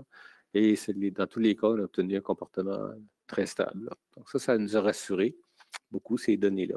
Donc, comme je le mentionnais tantôt, on a revu les dispositions dans EASI 341-22. On a incorporé les résultats de ces travaux-là. Okay, donc, on a travaillé en étroite collaboration avec ce professeur-là. Et en même temps, on a développé ce qu'on a mis maintenant dans l'annexe L de la norme S16 pour la conception. C'est très proche de ce qu'ils ont aux États-Unis. Une valeur, évidemment, qui est très différente, c'est le RD. On est allé beaucoup plus modérément que ce qu'ils ont aux États-Unis, 3,5 au lieu de 7. Et on a développé donc des règles pour la conception. C'est toujours le même principe. Tu conçois d'abord ton segment ductile. Alors, on a ça ici. Là. Et après ça, on dit qu'on doit faire un capacité design, donc déterminer les efforts dans tout le reste du treillis lorsque la plastification se produit dans le segment ductile. Alors, c'est tout défini ici, toutes les limites qu'on a mises pour la classe des sections, etc. Là. Et les assemblages aussi. Là. Donc, c'est ce qu'on a dans l'annexe L. Donc, c'est très semblable à ce qu'il y a dans la norme américaine. Okay, mais on était un petit peu plus prudent. D'abord, c'est le facteur R. Là. Alors, 3,5 et 1,6 qu'on a pris pour RDRO, alors qu'aux États-Unis, ils ont 7. En bout de ligne, ça donne qu'on conçoit pour des charges sismiques de 1,8 fois plus grand que ce qui s'utilise aux États-Unis. On a été aussi plus restrictif sur la longueur du segment ductile. Donc, il permet jusqu'à 0,1 aux États-Unis. Nous, on a dit que ce soit entre 0,15 et 0,25 pour limiter, encore une fois, l'importance des rotations plastiques dans les membrures. On a limité aussi l'effort axial à 0,17 PY dans les cordes sur la base des analyses que j'ai montrées tantôt. Alors qu'aux États-Unis, ils ont gardé le 0,4. Là. Ça, c'est assez étonnant, là, mais ils ont gardé le 0,4. Et on a aussi utilisé pour calculer les efforts dans la partie du strié à l'extérieur du segment ductile, donc une équation qui est plus qui donne des valeurs plus près de celles qui ont été mesurées pendant les essais. Okay, donc, quel est l'effort tranchant qui va se développer dans le segment ductile lorsqu'ils vont plastifier? Puis aussi, on a été assez sévère sur les treillis avec des membrures diagonales. Ce n'est permis que dans les bâtiments d'un seul étage au Canada, alors qu'aux États-Unis, ça peut être utilisé dans les bâtiments multi-étagés. Okay. Alors, rapidement, 2-3 mots sur les refends en acier, donc le nouveau système. Alors, ça, c'est le système type D qu'on avait présentement. Donc, pour lequel on peut utiliser un RD de 5 et un RO de 1,6. Alors, essentiellement, c'est un cadre à nœud rigide, okay, qui est couplé avec les tôles qui sont à l'intérieur. Alors, au début, évidemment, c'est les tôles qui sont plus rigides, là, qui reprennent la majorité de l'effort sismique, mais les tôles s'étirent en tension, là, okay, comme on voit ici. Donc, après quelques cycles, les tôles sont plus longues et n'offrent plus de résistance. Okay? Donc, c'est pour ça qu'on a couplé pour pouvoir se qualifier pour ces valeurs-là ici. Là, on a couplé le système avec un cadre à nœud rigide qui est très robuste parce que lui est conçu pour demeurer, sauf les rotules plastiques aux extrémités des poutres, là, mais les poutres, les colonnes sont conçues pour demeurer parfaitement élastiques parce que la tôle plastifie ici. Okay? Donc, la tôle nous donne le gros de la résistance et le cadre à nœud rigide nous vient combler cette partie-là ici, après quelques cycles. Donc, pour avoir un comportement comme ça. Donc, il reste toujours une capacité de dissiper de l'énergie qui vient du cadre à nœud rigide. Le type LD, bien, il est un petit peu beaucoup plus simple. C'est ce que les gens voulaient au départ, d'avoir un système très simple. Alors, lui, c'est des assemblages rotulés partout. Okay? Puis c'est seulement la tôle qui résiste aux charges sismiques. Alors, lui, il se qualifie pour un RD de 2. Puis un RO de 1,5. Donc, le comportement attendu, c'est quelque chose comme ça. Donc, présentement, on a à peu près 4 pages de règles pour faire le calcul de ça, puis une page de règles pour faire le calcul de ça. Donc, il y avait vraiment deux extrêmes, là. Et les gens voulaient voir si c'était possible d'avoir un système intermédiaire plus simple que celui-là, puis un peu plus robuste que celui-là. Alors, c'est ce qui a été créé. Là. Donc, on a pris toutes les règles pour le type D qui sont ici à gauche, okay, toutes les règles de type LD, puis on a mis des règles intermédiaires pour créer ce système-là. Ça s'est fait avec le professeur Driver à l'Université d'Alberta qui travaillait sur ce projet-là depuis un petit bout de temps. Donc, on a développé ces règles-là. Alors, une des choses intéressantes, c'est qu'on peut prendre des assemblages semi-rigides, en fait, qui sont des assemblages souples, mais un petit peu plus robustes, entre les poutres et les colonnes. Donc, ce n'est pas des assemblages rigides comme dans le type LD là, qui est demandé ici. Là. Ça, c'est une grosse simplification. Alors, donc, ça, c'est les clauses pour le type MD, le nouveau système, la nouvelle catégorie. Là. Alors, ça se situe entre les deux autres. Donc, on réfère beaucoup au type D. On dit, faites comme le type D, sauf que vous pouvez être plus libéral ici. C'est beaucoup des relaxations par rapport au type D qu'on a ici. Puis on a fait des études comparatives, là, un type D puis un type MD, les deux conceptions. Puis ça se compare en termes de comportement, c'est à peu près la même chose. Ça. Donc ça, c'est bien de ce côté-là. Ça, c'est en béton. Là. La seule chose qui a été changée en 2020, c'est ça ici. Là. Alors, la limite de hauteur pour les cadres rigides de type CC, là, de la catégorie CC. Alors, on permet dans les zones sismiques plus faibles d'augmenter à 15 mètres. Alors, ça, c'est une chose qui a été changée en béton. Pour le bois, ben, on a ajouté les murs de refend en CLT. Donc, c'est ce qui a été rajouté ici, à la mêlée croisée. Là. Et donc, avant, ça n'existait pas dans le code du bâtiment. Là. Maintenant, ça l'est. On s'est basé beaucoup sur une étude qui a été faite aux États-Unis sur le même système. Ça a été intégré aussi dans la norme, dans le code ASCE 7. Alors, on a fait venir le groupe d'experts qui avait travaillé sur ça, nous ont montré tous leurs résultats. Et on a demandé à un groupe à Vancouver de refaire le même travail pour la sismicité de Vancouver. Là, puis sur la base des résultats qu'ils ont obtenus, on a établi les valeurs de RD, RO pour ce système-là, puis les limites de hauteur aussi. Alors,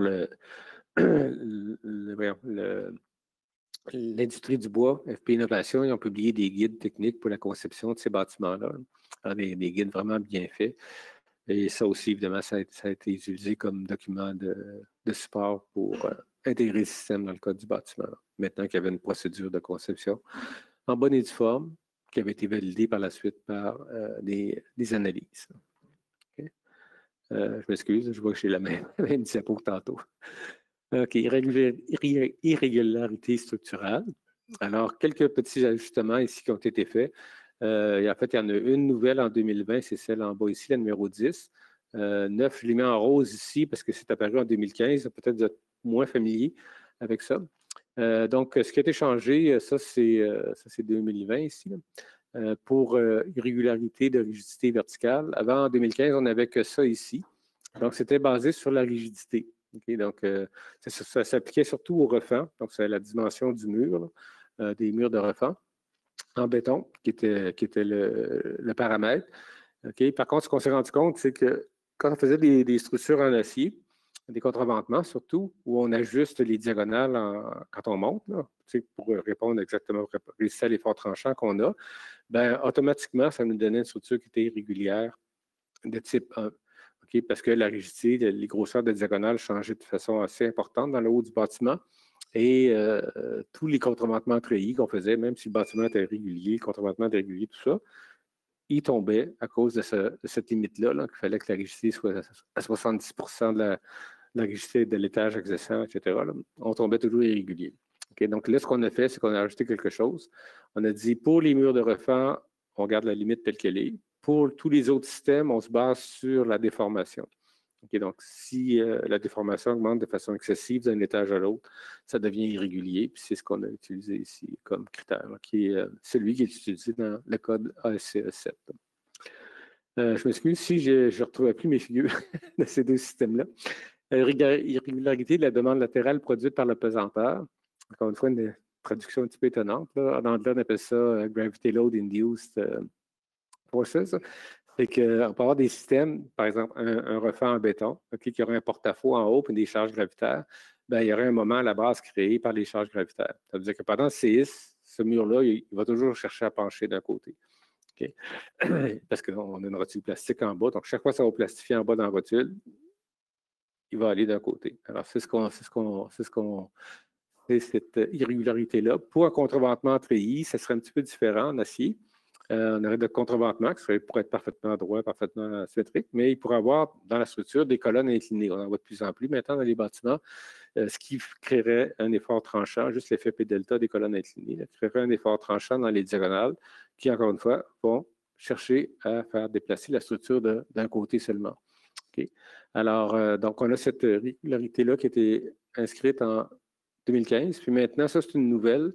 Encore une fois, je m'excuse, je n'ai pas la figure. Là. Ça a été des travaux récents faits en Colombie-Britannique. Encore une fois, vous avez un bâtiment avec un refend en béton, c'est ce qu'ils ont beaucoup là-bas. Et on descend avec des colonnes gravitaires autour, puis les colonnes gravitaires peuvent être inclinées au premier étage. Alors ça, on voit ça de plus en plus dans les bâtiments. Et ce qu'ils se sont rendus compte, c'est qu'il y avait interaction quand le refend répondait au séisme entre le refend et les colonnes inclinées.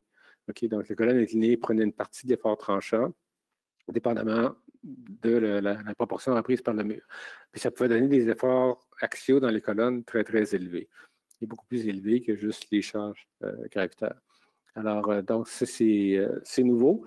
Dans le code, c'est très simple. On a juste ça. Dans le commentaire du code, il explique davantage ce qu'il faut faire avec cette irrégularité-là. Comment d'abord la vérifier, s'il y en a une ou non.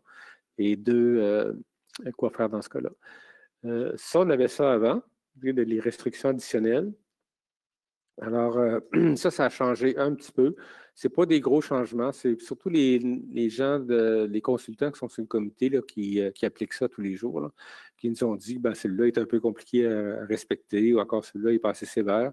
Ça peut donner lieu à des situations qui ne sont pas tout à fait acceptables. Alors, donc, ça a été en général resserré. Là. Donc, les bâtiments de protection civile ne peuvent pas avoir des irrégularités de type 1, 3, 4, 5, 7, 9. ou 10. 9 et 10, c'est les deux dernières dont je viens de parler, là. Lorsqu'ils sont dans la catégorie CS3 ou 4. Et ainsi de suite. Donc, c'est des petits, bien évidemment, il fallait s'ajuster au CS3, CS4. Là. Et donc, c'est ce qu'on retrouve ici. Là. Puis, risque élevé aussi, donc on a rajouté aussi. Alors, ça, c'est pour améliorer la performance ou limiter l'endommagement dans ces structures-là, de telle sorte qu'elles puissent jouer leur rôle après un séisme important. Donc, il y a eu des ajustements. Ce n'est pas grand-chose, mais des ajustements dans ces deux parties-là. Surtout, ce qu'il y avait en tête, les gens, c'est des gens de Vancouver, surtout, là, c'est beaucoup les structures en béton qui étaient visées par ça ici. OK, donc ça, c'est une nouveauté totalement... C'était pas là avant du tout. Alors ça, c'est des clauses qui ont été rajoutées pour s'assurer que nos structures de protection civile, OK, donc c'est ce qui est visé ici, là, ne seront pas endommagés lorsqu'il va sous un séisme de plus faible amplitude, qui arrive plus fréquemment. Okay? Donc, on doit, lors de la conception, vérifier que le comportement va rester élastique. Encore une fois, la traduction fait sursauter un peu. Là. Il faut démontrer l'élasticité du bâtiment pour une force sismique latérale. Ce qu'on dit là-dedans en anglais, c'est on doit vérifier que le comportement demeure élastique sous des charges sismiques plus faibles. Okay, donc, on doit calculer les charges sismiques avec un RD-RO de 1.3. Donc, on ne prend pas en compte, on ne tire pas avantage à l'utilité quand on fait cette vérification-là. Okay. Sous un séisme c'est donné ici, là, de 5 en 50 ans. Okay, alors, c'est là qu'on va utiliser les données sur le site web là, pour ce niveau de probabilité-là. Donc, on nous donne un spectre. On vérifie que la structure demeure élastique. Donc, on applique juste un RD-RO de 1.3. Donc, on tire avantage quand même de la surrésistance minimum qu'on anticipe dans la plupart des systèmes. Là. Puis avec un IE de 1.0 pour ce cas-là. Okay, donc, on s'est juste assuré que tout demeure élastique dans la structure. Alors, dans la norme S1624, qu'on a préparée en parallèle avec ça, ce qu'on demande finalement, c'est que la structure puisse résister aux charges pondérées, charges chimiques pondérées, calculées avec ça ici. Okay, donc, on ne rentre pas dans le domaine élastique sous ce niveau de sollicitation-là. Okay, donc, c'est ce qui est visé ici. Okay, puis ça ici, c'est pour les catégories de risque élevés. Okay, donc, pour lesquelles on a un IE de 1.3. Alors, c'est un peu le même principe, sauf que là, on va à 10 en 50 ans, ou 5 en 50 ans. Donc, c'est un séisme un peu plus faible. OK, bien, essentiellement, c'est la même chose. On va avoir un comportement élastique sous cette sollicitation-là. Okay, donc, ça exige de faire une deuxième conception, si vous voulez. Par exemple, si vous faites un contreventement, ben, vous le faites habituellement avec RD de 3 et RO de 1.3, sous les charges chimiques pour 2 en 50 ans. Après ça, vous vérifiez cette conception-là sous une charge chimique calculée avec ça ici, puis avec ça ici, puis vous assurez que le CR des diagonales va être plus grand que le CF qui vient de ces sollicitations-là. Même chose ici. C'est juste s'assurer que la structure ne sera pas endommagée par des séismes plus faibles, plus fréquents. Okay? Il y a un autre type de structure qui doit être vérifié aussi. Alors, risque normal, donc ça, c'est les bâtiments, les condos, ce que vous voulez, okay, qui dépassent 30 mètres de hauteur. Alors, on doit s'assurer que les éléments de l'ossature qui ne font pas partie du système de résistance aux forces sismiques vont demeurer élastiques, okay, sous un séisme 10 50 ans, okay, avec un RD-RO de 1.3 dans le calcul de V. Okay, donc, ça, c'est une vérification pour être certain que le système gravitaire n'est pas endommagé sous des séismes de plus faible amplitude. Et ce n'est pas nécessaire d'appliquer toutes les exigences de torsion quand on fait ça ici. Okay, ça ne dépasse pas 1.7. Et, c'est quoi que je vais dire ici? Bon, sauf celui-là ici, là, mais on n'est pas obligé d'inclure dans le modèle le système gravitaire. Alors, ça, c'est complètement nouveau. Ça fait du sens. Ça, si on va avoir un hôpital qui fonctionne lorsque le gros séisme arrive, il faut être sûr qu'il n'a pas été endommagé au préalable par des plus petits séismes. OK, alors je termine sur quelques diapos aussi, ça va aller rapidement. Alors, des aspects qui vont être examinés qui sont examinés présentement pour le code 2025. Donc, la prise en compte des effets P delta en conception sismique. Alors, ce qui est proposé dans le commentaire du code de 2015, ce n'est plus dans le code 2020, on l'a changé un peu le commentaire, c'est d'augmenter la résistance pour compenser la perte de résistance aux effets P-delta. Malheureusement, cette méthode-là, ça ne fonctionne pas. On a plusieurs études qui le démontrent. Ce n'est pas une bonne approche d'augmenter la résistance du système de résistance aux forces sismiques pour compenser les effets P-delta. Le P-delta sur H, là, cette force additionnelle-là, quand on a un système qui plastifie, ça devient une perte de résistance. Alors, le compenser en augmentant la résistance, ça ne change strictement rien au comportement. Les effets P-delta demeurent, et ce n'est pas la bonne façon d'en tenir compte ou de réduire ces effets-là. Et ce qu'on propose maintenant, c'est d'avoir des systèmes en acier, c'est très facile à obtenir, c'est d'avoir un système secondaire qui fournit une rigidité qui va demeurer élastique, disponible pendant tout le séisme et qui va compenser, qui va annuler la perte de résistance aux effets P-delta. Alors ça, c'est beaucoup plus efficace. Alors on s'en va dans cette direction-là pour le code 2025. Un autre aspect qu'on veut examiner, c'est lorsque la conception tu fais ta conception de ton système pour les charges sismiques, tout est fini, tout est parfait, tu as ajouté tes morceaux, tout est beau. Puis là, tu vérifies pour le vent, puis ça ne passe pas. Puis les charges de vent sont plus élevées ou les limites de flèche contrôlent. Tu es obligé de changer quelques membrures à gauche et à droite. Alors, ce que ça fait, c'est qu'on se retrouve avec un système qui n'est pas nécessairement bien équilibré pour résister aux effets des séismes.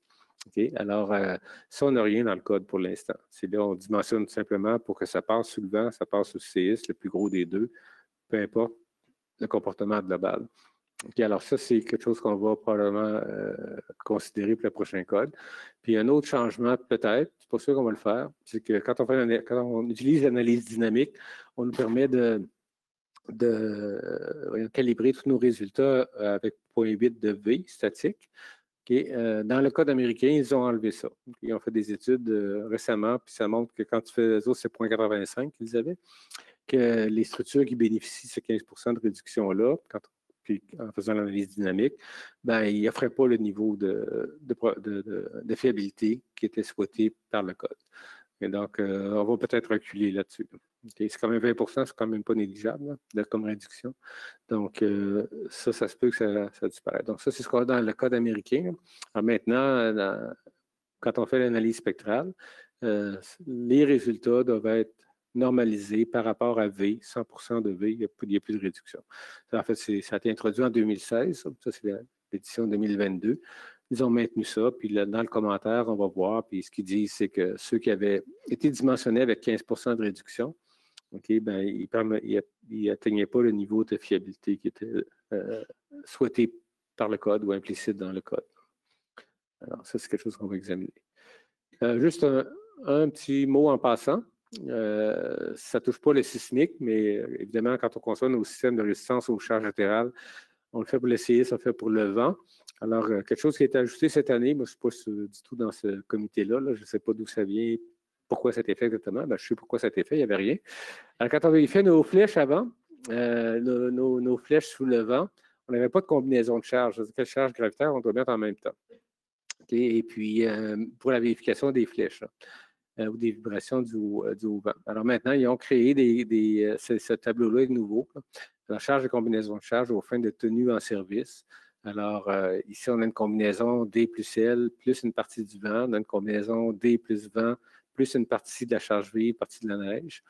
Et D plus S avec une partie du vent ou de la charge V ici. Donc, ça, c'est des combinaisons qui sont nouvelles. Avant, je pense que tout le monde le faisait un peu comme il voulait. Il y en a qui mettaient 0.5 L en même temps que le vent, d'autres qui mettaient rien, d'autres qui mettaient... Alors, c'est sûr que les charges gravitaires que tu mets en même temps, ça n'a pas vraiment un gros impact, sauf les effets P-delta. Donc, les flèches vont augmenter un petit peu quand tu mets plus de charges gravitaires sur la structure. Mais surtout le critère de flèche, très souvent, il est assez difficile à rencontrer, là, spécialement pour les charpentes en acier. Alors, ça vient jouer. Là. Donc, c'est ce que je montre ici. Là. Donc, ça permet de clarifier. Avant, il n'y avait rien. Donc, les ingénieurs prenaient un peu ce qu'ils voulaient. Alors là, au moins, c'est précisé dans le code ce qu'on doit prendre. Et comme je disais tantôt, le fait de mettre, quand on vérifie la flèche sous le vent, de mettre en plus de D, on met une partie de L, une partie de S, ça va augmenter l'importance des effets P-delta sur les déformations latérales. Alors, ça, c'est un exemple que j'enseigne, que j'utilise en classe. Là. Je vous montre l'impact. Évidemment, contrebattement treillis, ce n'est pas très sensible aux flèches. Là. Donc, ce n'est pas très critique. Hein. J'aurais dû prendre un cas d'aneurigide ici, là, où les effets P delta sont très importants dans le bas. Là, et les déformations augmentent vers le bas, là, dans un cas d'aneurigide. Et ce qu'on voit, c'est ça, on met juste D plus W sur la ligne verte. Si on met D plus 0,35 plus le vent, ça donne la ligne jaune, qu'on ne voit pas trop entre les deux. L'écart n'est pas très grand, c'est vraiment assez minuscule. Là. Mais au moins maintenant, il y a une valeur de prescrite sur le niveau de charge gravitaire ou quelle charge gravitaire on doit utiliser quand on fait une vérification de flèche. Donc, ça termine la présentation.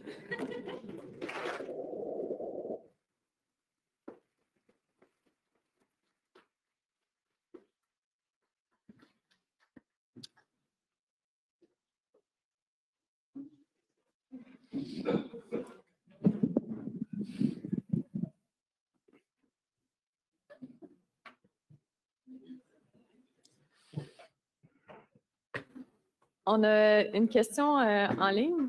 Oui, vas-y. Donc, quel code est en vigueur en ce moment?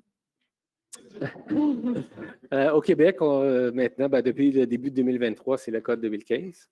Et donc, il semble qu'on soit la province qui prenait plus de notre temps pour adapter la version du code du bâtiment.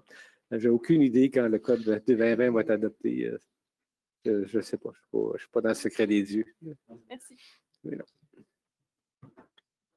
Oui, bonjour. Je vais me nommer, c'est ce qu'on fait habituellement. Jean-François Honda, ingénieur en structure architecte. J'ai une question pour vous. C'est une fois qu'on a nos efforts par étage, après avoir appliqué la méthode, maintenant, il faut distribuer les efforts parmi les systèmes de résistance aux efforts SFRS. Et puis là, ça dépend de la rigidité des diaphragmes. Est-ce qu'à un moment donné, on va définir c'est quoi un diaphragme rigide ou élastique? C'est important, mais il y a beaucoup de débats entre les ingénieurs. Puis les différences de résultats entre les éléments sont grands. Oui, mais en général, une dalle de béton, ça dépend de la quantité d'ouverture qu'on veut y retrouver, là, mais une dalle de béton, on peut considérer que c'est rigide. Oui, mais quand on a une charpente légère, comme en acier ou en bois, avec une chape de béton de pouce et demi sur un plancher, il y en a qui considèrent ça rigide. Pour moi. Non, c'est vrai que c'est peu. Non, c'est une bonne question. Il faudrait le définir à un moment donné, parce que dans les réunions d'expertise, j'en fais beaucoup d'expertise avec des confrères. On perd du temps à parler de ça, parce que ce n'est pas défini. Vous avez raison. Je pense que la meilleure façon, je pense qu'on a maintenant accès à des logiciels qui permettent de tenir compte de la flexibilité. Donc, on peut évaluer la rigidité de justement une chape de béton de 30, 40, 50 mm. Puis après ça, avec le modèle, on peut varier cette rigidité-là pour voir la sensibilité, puis travailler avec des bornes supérieures et inférieures, peut-être des formes à chacun des éléments du système. Vous savez que Woodworks Shearwar calcule les deux, donne le résultat pour les deux. C'est ce qu'il fait. Ah non, je ne suis pas au courant de... Mais il faut y passer logiquement, dans le sens des poutrelles. C'est rigide, l'autre bord, ça ne l'est pas. Parce que là, c'est un bon point. Effectivement, ce n'est pas très bien couvert dans le code du bâtiment présentement. Mais je m'adresse à vous parce que je sais que vous faites partie des comités de révision. Peut-être qu'à un moment donné, à l'ordre du jour. le message ressemble. Moi, je suis un questionnaire au bureau comme les autres ingénieurs parce que maintenant, il y a une discussion sur les changements à venir au code. Je vais peut-être l'écrire, mais je ne m'appelle pas M. Tremblay, moi, c'est M. Rondeau. Ouais. Non, malheureusement, ce n'est pas un aspect qui est très, très bien couvert dans notre code. D'ailleurs, même la distribution verticale des efforts qu'on doit prendre pour les diaphragmes, ce n'est pas très bien fait non plus dans notre code. Dans le code américain, j'étais sur ce comité-là aussi un petit bout de temps. Là, ils ont vraiment développé quelque chose de pas mal plus costaud que ce qu'on a dans le code du bâtiment. Je m'y référerai parce que je l'ai au bureau. Merci beaucoup. Yeah. Bonjour. Oui. Dans le calcul du VS30, dans la définition du code, ça mentionne qu'il faut que ce soit calculé à partir du premier 30 mètres de sol. Dans le commentaire 2015, du code 2015, il y a une précision qui spécifie que c'est à partir du premier 30 mètres, à partir du dessous des semelles.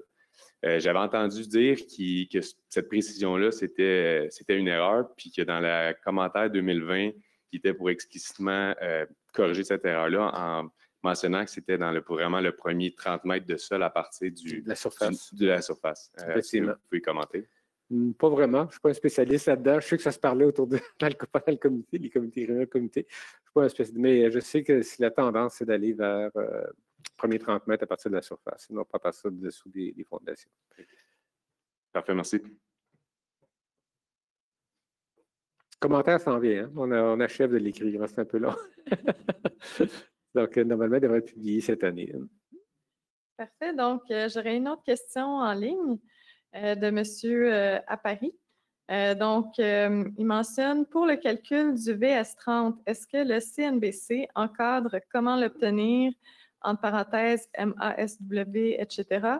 Notamment, est-ce que le CNBC encadre de la manière de calculer la moyenne?